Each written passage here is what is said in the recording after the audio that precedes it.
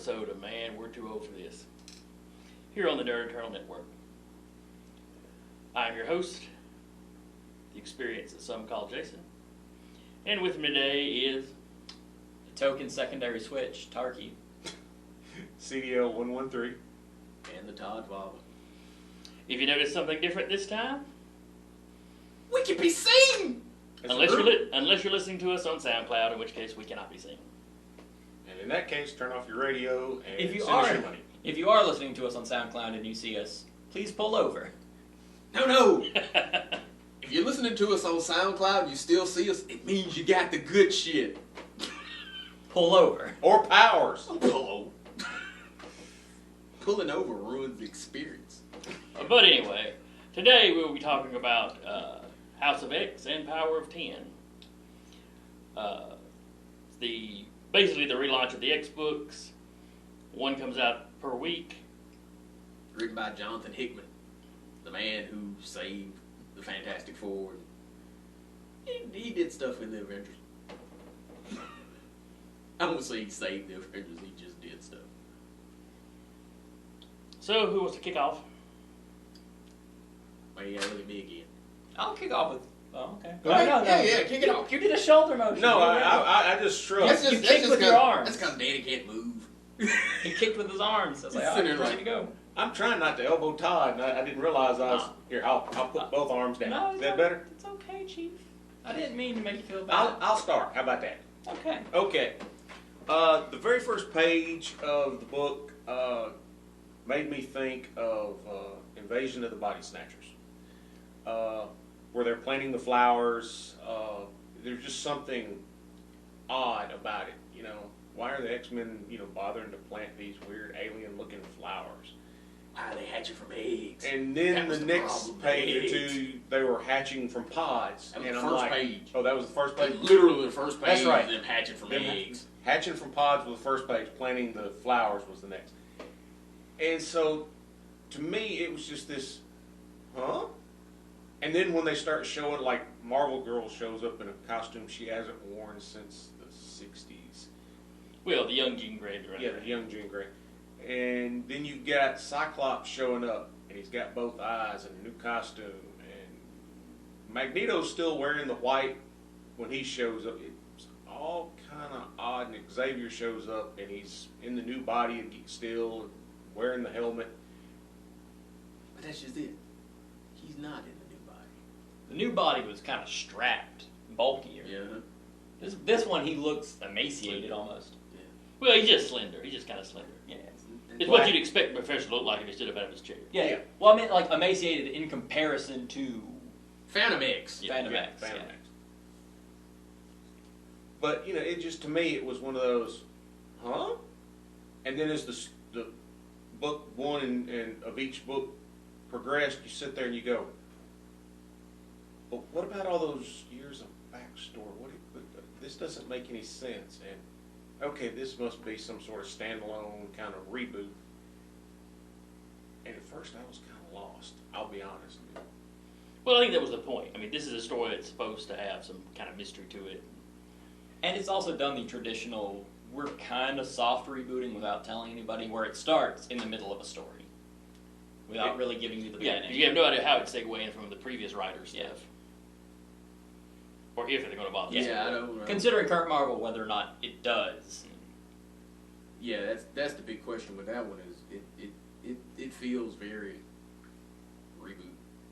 It may be hard enough that it reboots what mutants even are in the universe.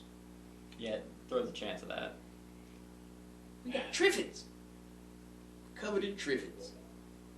For those of you who know, not old enough to know what the hell a Triffid is an alien plant that tried to take over the Earth in the movie The Day of the Triffids. Old British sci-fi. Yeah. But it feels very Day of the Triffids to me. I think Danny's Body Snatcher reference is closer to how it hit me. So you think the real X-Men are being digested on Krakoa somewhere? Or something. Or at least held in stasis. Off on a space mission, something. Mr. Sinister has them in a bunker going, shh, my children, shh, you'll be safe here. You know, I think this is all some kind of plot by Krakoa. Now, it might wind up being a mind control thing. Either, you know, it's taking direct control of them or it's influencing them in some way.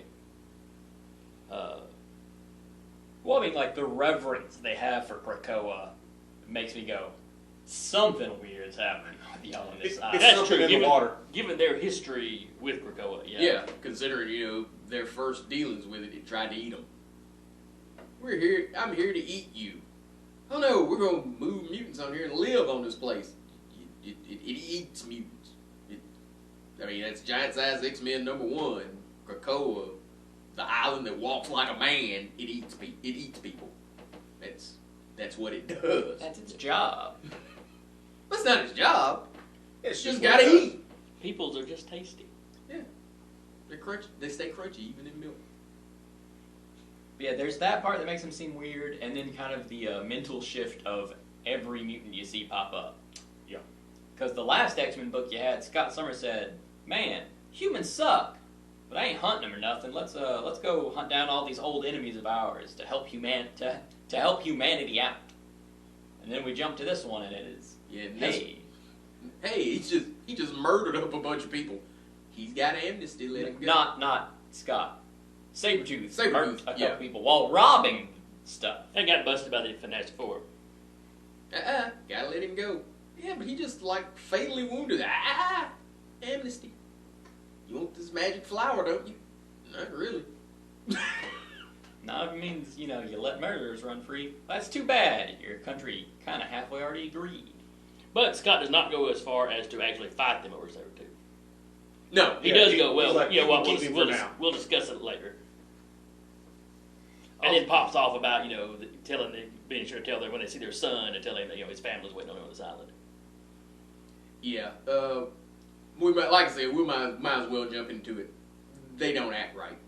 There's something wrong, and right now I don't know if it's something wrong because that's part of the story, or if it's something wrong with the writer, because the X-Men in this are not heroic. They are not trying to tear down an oppressive system. They're merely trying to change their spot in that system. Yeah. They basically walk in the door and go, we're in charge now. If Well, you- no, it's Magneto. We're your new gods. Yeah. You. That's not X-Men. It's not. Now, hold on. That is Magneto. It's Magneto. It's the fact everyone else is in agreement. Which character was it that was basically saying, it may have been Magneto earlier in the conversation, that, you know, they weren't taking the entire Earth even though it was basically rightfully theirs. They were just taking this island. Was that still Magneto? Yeah, I think that's earlier, still. Yeah, I think that's Yeah, still he was Magneto. early. Because he was talking to the politicians. Yeah, when he said Magneto talking to the politicians. But that's a problem with me. Cyclops' attitude towards Sabretooth murdering people is a problem. That's not being militant. That's not trying to establish a system of justice. It's not even being rough and normal. That's flat out being an oppressor. It's also kind of being a psychopath. Yeah, truthfully. You know, it's whatever mine does is fine. Because I'm To you, you don't have the right to say anything about it. Yeah, that's the kind of shit that normally the X-Men are fighting. Yeah, because also, correct me if I'm wrong, Scott's parents are not mutants, correct? Yeah, his parents are human. Yeah. Both of them. So he came from two regular humans. He goes, no. Only mutants matter. Well, maybe that's the whole thing of them having them hatch from eggs. Is to take away, is to remove the humanity from the equation. That's a huge problem for me. Is because it destroys the core of what the X-Men Mutants are not a variation of human at that point. They're a monster. Yeah. Yeah. And like I was saying, you've got decades of history where, you know, the mutants, they were persecuted, but they were still fighting for humanity. They had their own daily personal struggles in their daily life, but they still went out of their way to fight evil mutants or evil supervillains or to save, you know, a kid, you know, from a burning house. They would save civilians even if the civilians hated them for what they were. Yeah. And it's like the writer has taken all those decades of backstory and wadded them up and thrown them out and go, they're just assholes now. The trick Potentially. is But it's though. still, We're two issues. Yeah, yeah, it's still. The trick is though. I don't mind them if they're not like that. I don't care if they go. I'm not trying to kill you, but I don't have to save you. You know the line from Batman Begins. I don't care if they're like that toward beings. I don't. I care less. As a black person, I completely understand going, let the son of a bitch die. I don't have a problem with that. I have a problem with trying to be what you hate. And there again, that's the difference. I don't care if they're not basically out, kissing the ass of humanity. Well, let me go and run and do this because I'm craving human acceptance or it. No, if you want to do that, I'm cool. Cyclops has done that a while ago. He actually got a little better. I liked him a lot more when he kind of let some of that shit go. That I'm gonna run out and be humanity's lapdog even though you hate me. Nah, you can kill that. I do not have a problem with that at all. I have the problem when they go, I'm trying to be just like you. Nah. But see, when they did that with Cyclops, they let his character evolve to a setting that he tried. He's like, look, enough is enough. I've done the same thing 1,000 times, expecting a different result. I'm not getting a different result. I'm not going to go out and try and kill you, but I'm not going to let you kill my people. So I'm not taking you crap. Yeah, I'm drawing a line in the sand, and if you step and over, it was a logical progression of Right. character. and that's what I have no problem with that. You want to evolve a character to fit the current political settings, the current geographical settings. Great, But this was a snap of the finger, and all the characters are doing this. yeah, And that's the part that's weird. Which will probably tie into the story. There's probably a purpose behind this. Though being a Marvel writer, I can't count on that. And the thing is, like we talked earlier, I'm not sure that the fan base ain't kind of going right along with it. And that's kind of thing. It's that kind of fits into Marvel's current kind of weird political thing too. It's shooting for payback some kind of way. And it's not payback necessarily in the middle of a fight or something. It's just payback for payback's sake. Hey, I can do this, so I will do it. And I don't know. Like I said, it's not going, I hate this system, and I'm going to replace this system with a system of justice. It's just, I want to change my spot in this corrupt ass system. And when you do that, you lose me because you're not right.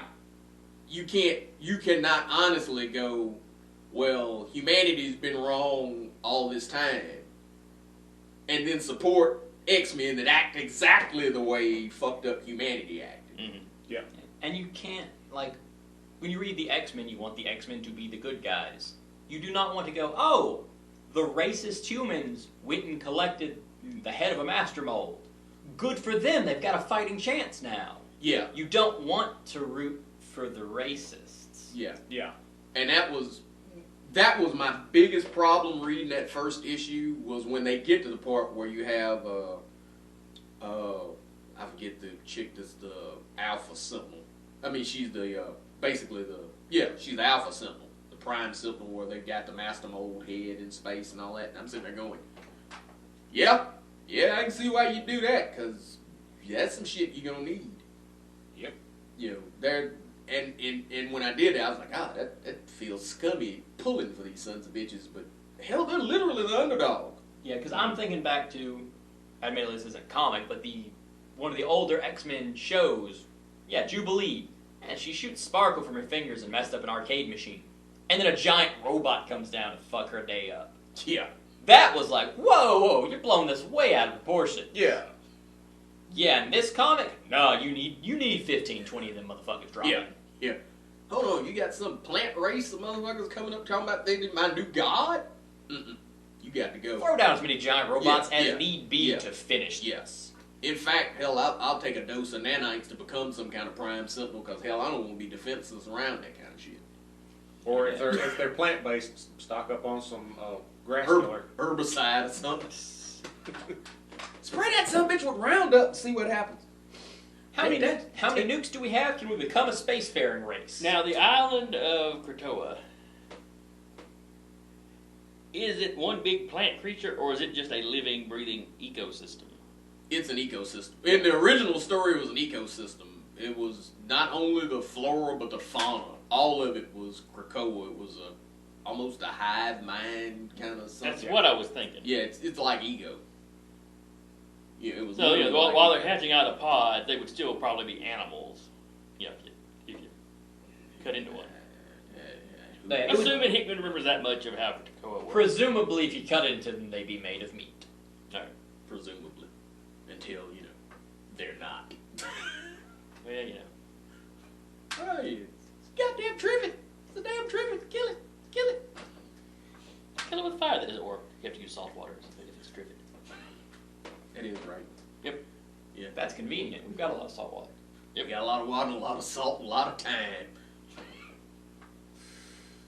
But yeah, I have to disagree with a lot of the internet. I'm not jazzed on. I'm really not jazzed on the X-Men's attitude. No. Like I said, this is coming from somebody that when Cyclops start throwing up the X, I was cheering. I was like, hell yeah, about to. I totally agree with you that I'm done kissing ass for people that have proven time and again they don't hate me and things ain't getting better. Yeah, hell with them. I'm gonna do for self. Ain't got a problem with that. But by that same token, this Hickman's run right now is taking just that one extra step that I start going. Yeah, you put him over the line. Yeah, I can't fly with that. And the fact that everybody's on one accord now all of a sudden. Yeah. Oh yeah, Magneto, yeah, that's cool. Yeah, Apocalypse, fucking Sinister, yeah, we'll go with that. Huh? He's not even a mutant. Yeah. Yeah, but he's down with us. Oh, okay. That's kind of the problem I'm having that I had with Well, at no, least the first issue anyway. No race of people, no group of people. Once you get past probably 10 or 12 people, you're never going to have everybody in a group agree on something. Agree on everything, I should say. Without some sort of compromise being notably spoken about. Unless your leader's a telepath. Yeah. Fair point there. When you can write into the mind. And that could be it. The guy we're assuming is Xavier, because you never see him take a helmet off. That's true. He's got this big, bulky helmet with an X on it that everybody's assuming is a Cerebro thing. But maybe that's what Krakoa has pooped out. This big-headed, telepath or something. The helmet is actually only a millimeter thick. His head's just shaped like that. Yeah, Well, that's been one theory of mine.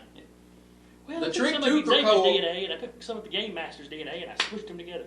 Well, the trick to Krakoa, assuming that hadn't all been thrown out the window, is that basically it could grow copies of anybody that had ever been on any mutant that had ever been on that island. It could make a them. Because you've had stories where you had like a Krakoa seed or something like that had dropped off the original and it reformed another island. And yeah, it had. Basically, the X-Men is kind of its worshippers / workers, population kind of thing. So, having duplicate X-Men running around, the only thing that flies in the face of that is when you read Powers of 10 and you start seeing that story and you go, oh, no, a Krakoa invasion, that's 100 years in the future. It's starting to get a little iffy there. Yeah. That's when your story gets turned on its ear real quick, and you're sitting there going, "Wait a minute." That's when you start to realize that no, maybe Hickman are really just writing the X-Men as assholes. Yeah. So let's go ahead and jump back 10 years, then ahead 90 years, then ahead 990 years with Powers of 10. Yeah. The name of which is a reference to the fact that it jumps up by a factor of 10. Yeah. So basically, you'll have Charles Xavier before the X-Men ever existed, when he's just starting to have, like, quote unquote, the dream, which really don't fit once you read the first one. Then you have the time period of the X-Men. Then you jump 100 years to where you've had a mutant versus human-machine alliance war that's still ongoing, it looks like. Yeah. And then you jump 1,000 years into the future where everybody's pretty much lost that ain't some kind of droid. Now, one question I do have about the 1,000 years in the future. It appears that the man machines won. You had the blue person. That may be some kind of synthezoid or, really freaky cyborg or whatever. They had samples of humanity in like a zoo. Yeah. But no samples of mutants. But they were also talking about how what they were doing during the mutant war was kind of wrong. They we really messed up during this thing. And talking about let's not let humanity kind of take the reins the second time. But that could just be genocide they're talking about. Yeah. But the thing is because that was it the 100 years in the future when you had Rasputin and all that? yes. Yeah. Because at that point, you see the statistics. There's 8 or 9 mutants living in the solar system. But then you had a few thousand on a couple different worlds in the Shi'ar Empire. Yeah. But that was because, they could teleport and kind of retrofit and terraform any place that they put a Krakoa flower. Mm-hmm. They're dealing with that in House of X. I don't know. It's one of those kind of things where you had some interesting characters in Powers of 10. Like we were talking earlier, I'm pretty sure Rasputin's going to be everywhere because the net freaked out when they saw her. Yeah. Well, I thought she was neat. The character I liked was Nimrod, because it was a different. It wasn't the atypical Nimrod shows up, blasts you, kills you, moves on to the next target. It was a kinder, gentler Nimrod.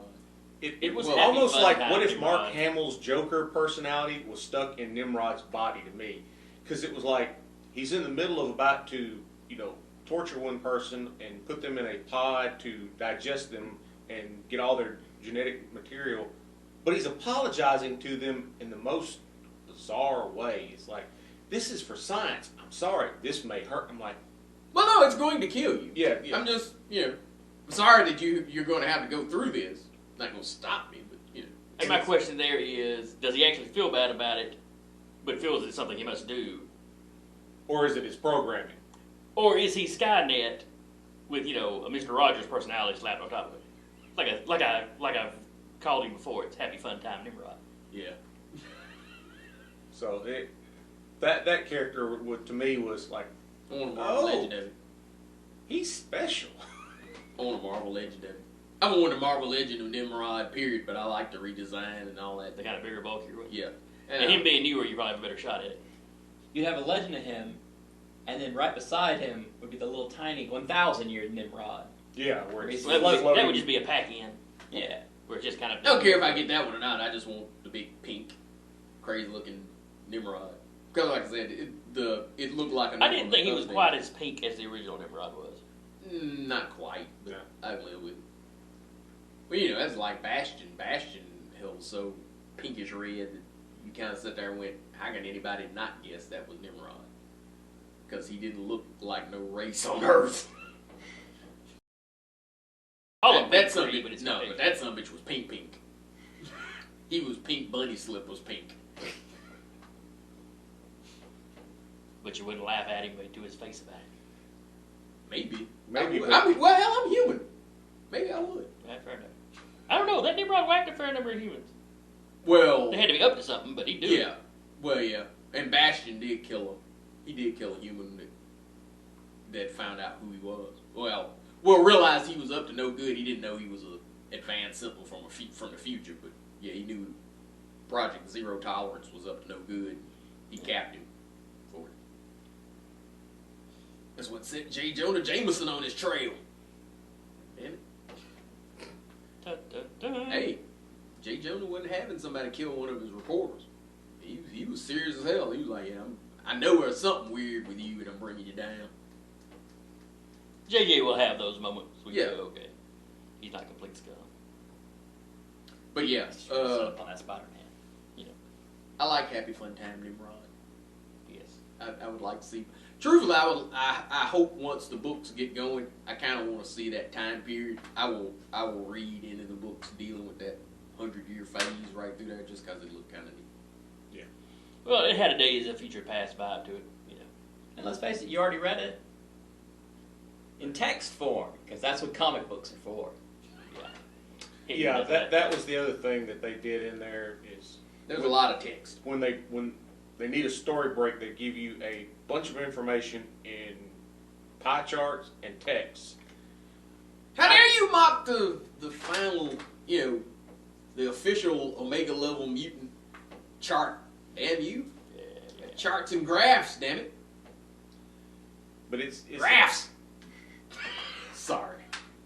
It's the first time that I can think of in a series of books that I've seen that much. I mean, every now and then you'll get a book that's like, okay, top secret page, and you're reading someone's file. But I mean, this is like you read so many pages of comic panels, and then you've got like 2 or 3 pages of charts and graphs and text. The one book that I have collected before that kind of did that and did a neat job on it was the 90s run of Starman over at DC. Because you might have 2 or 3 pages of the Shade's journal in the back of any given book.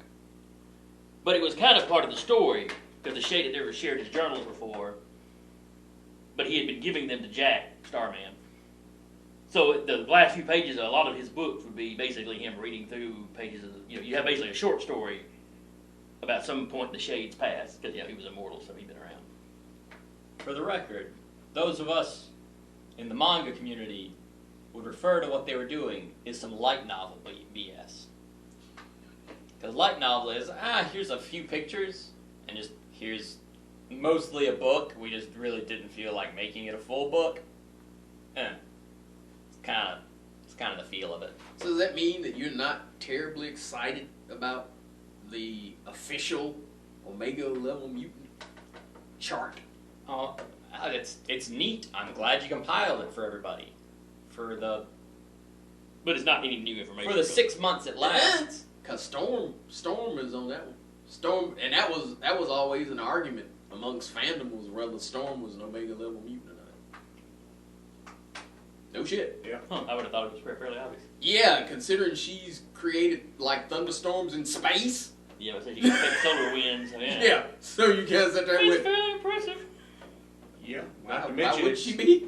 she can control the weather on any planet she's on. I mean, You are Repa Planet in minutes level powerful. But I do think I understand why Todd likes the 100 Years of the Future one. Because the mutants in that one are the underdog again. Yeah. Where modern day, they are not. The bigots with the Sentinels are probably going to be the underdog. Yeah. Just ain't looking for. Yeah. When you have to root for the bigots, you sit there and you go, why am I reading this book? Well, I said Now, when it gets that deep is when I stop reading this shit. Now, with all this negativity, do keep in mind we're like 2 issues into this story. Mm-hmm. So, and like I said, Hickman could go anywhere with it. yeah. And I'm going to keep. I will read the entirety of both of these miniseries. I know because I'm intrigued enough and curious enough to see where it's going. But it's one of those kind of things where if I live on the board, so it's one of those kind of things where when Hickman did, it was like, this is the greatest thing, and he's changed X-Men, it's the greatest thing since ever. No, it ain't none of that shit. It just ain't. Not if you like heroes. No. And coming from a minority's point of view, no. It's like I said, it's one of those kind of things where if you're an actual minority and you read that, then you have to question what the hell are you actually championing. Again, are you championing the dismantle of a corrupt system and the establishment of a system of justice, or do you just want payback? I don't have a problem if you go, I just want payback, but be honest about it. You ain't dealing with heroes no more. You just want payback. Yeah. And that's the thing is, in the comic setting, that's supposed, the X-Men, since they're the protagonist of the book, you're supposed to see heroes there. And right now, no, it's just motherfuckers that went, yeah, I'm going to stomp as many of these sons of bitches as I can because I want payback. And I want to take over. the system's not going to be any more just with me as the ruler of it. I just won't be the victim of it anymore. You guys are just on the bottom now. Yeah. But you get to live 5 years longer. Which, let's be honest, if you subjugate it, Ain't necessarily a good that thing. ain't necessarily a good thing. Hey, guess what you get? 5 more years of slavery. Woo! You know. Yeah. Hey, you get to be Magneto's butt monkey for the extra 5 years. Huzzah! And this is why humanity immediately went to go find the Master Mold. Yep. And this is when humanity said, fuck that. I'm gonna blow all this shit up. And they did. Yeah, apparently. Because a fair amount of the world looks pretty wrecked in that 100 years. Yeah. Yeah. It's fucked up. Now, when you jump to 1,000 years where apparently the machines have taken over completely, everything's kind of nice and clean. I was honestly, while reading the first issue, that last section where Magneto goes, we are your new gods, I was hoping some random, just any superhero from any Marvel comic was just behind him with a fist, just coming at him. It's like, nah, I'm gonna go down fighting this thing. Yeah. I was hoping for that. Yeah, Thor fly by. What the fuck you say? What? Take your ass to Asgard and say you're a god again. Let's see this shit happen.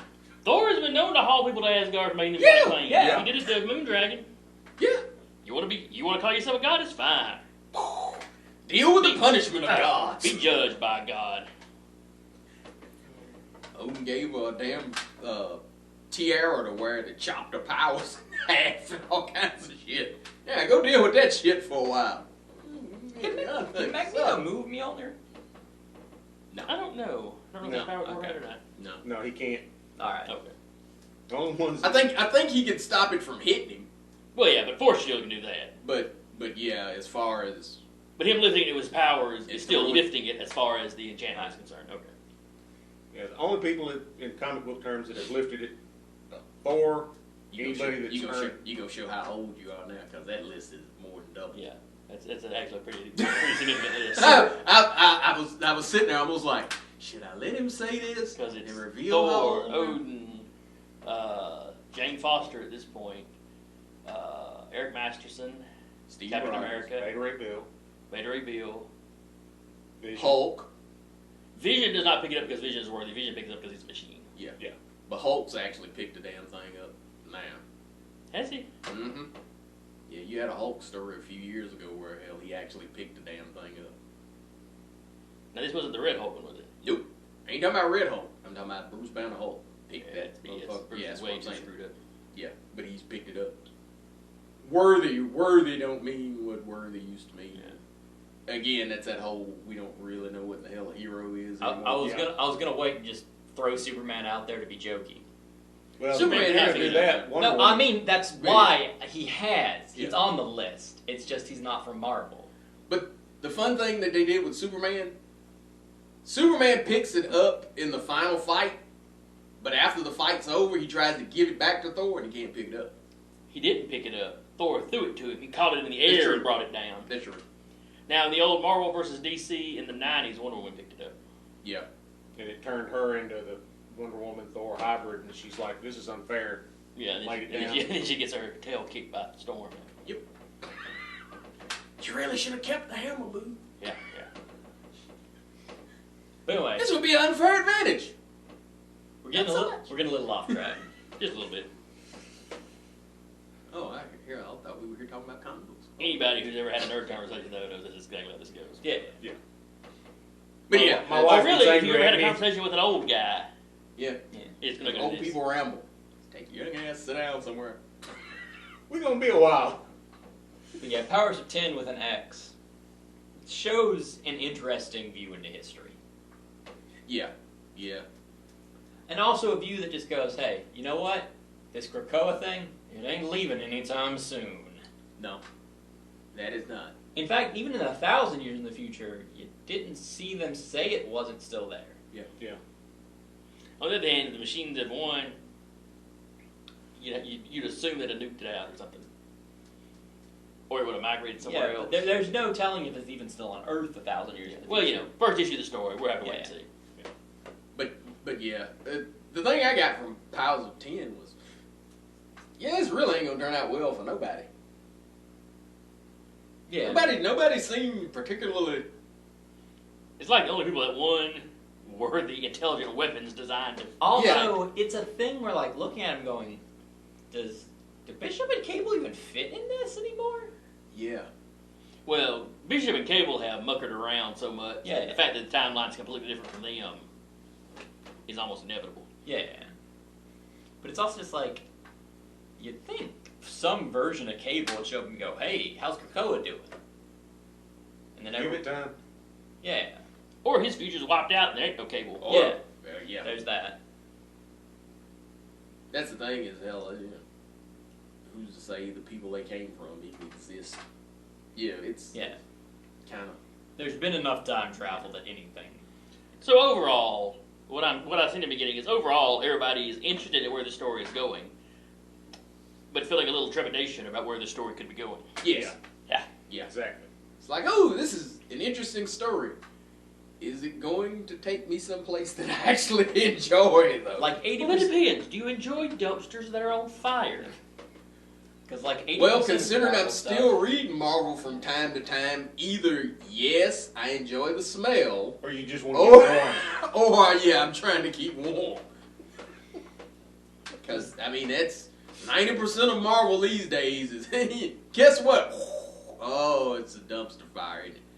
Yeah, it's a dumpster fire. It's a dumpster fire. We're gonna cancel the 6 issues and then relaunch for another 6. Yeah. And then cancel. Why? Because we here at Marvel, we don't learn. Because we're cold natured and we need to keep warm. With the House of We're actually lizard people from a different kind of island.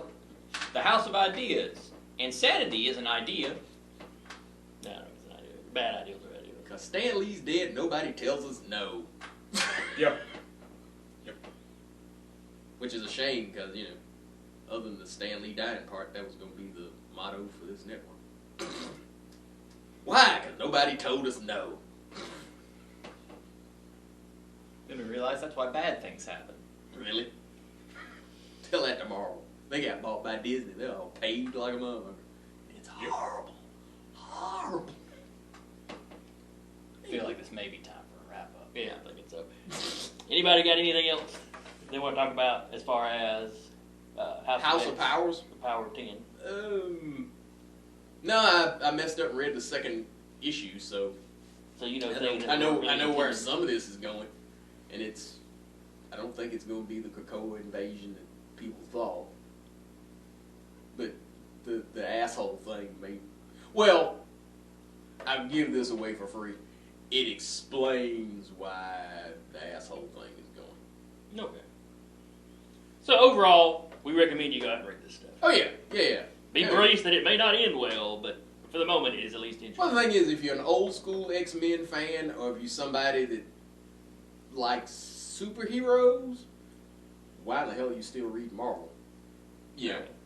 Yeah. If you're the type that's like, you know, I really want to read something that has more of a payback feel, then yeah, if your current politics, that kind of mindset will kind of like the book because it's amoral. Yeah. So anyway, that's our show for today. Again, I have been your host, the experienced some call Jason. With me, Token X with a 10, Tarky. CBL 113. And the Todd father. and if you're watching this on Facebook, if you're watching this on YouTube, please like and subscribe. Yeah, like, share, subscribe. Tell your friends. Yeah, tell your friends if you liked it. You know, share it. If you didn't like it, share it anyway. What did it hurt? Right in. We're sounding desperate here. And if you are watching We are, but we don't advertise that. Oh. No, we don't care if you like or subscribe or not. Like or subscribe, but my God, Daddy will come to your house. You know, And I'll talk your ear off. And Todd will get on the internet and talk about your mama because he does that on a regular basis. I do. It's my joy. And also, if you're watching us on Facebook, pull over.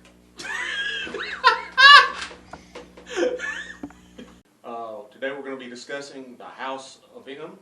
No. Yes! He made the mistake I wanted him to make! Hot damn! I did do it, didn't I? Fuck yes! The House of X. Failure. Start over. I'll edit this off. No. No. And then we'll put it on the end as a blooper.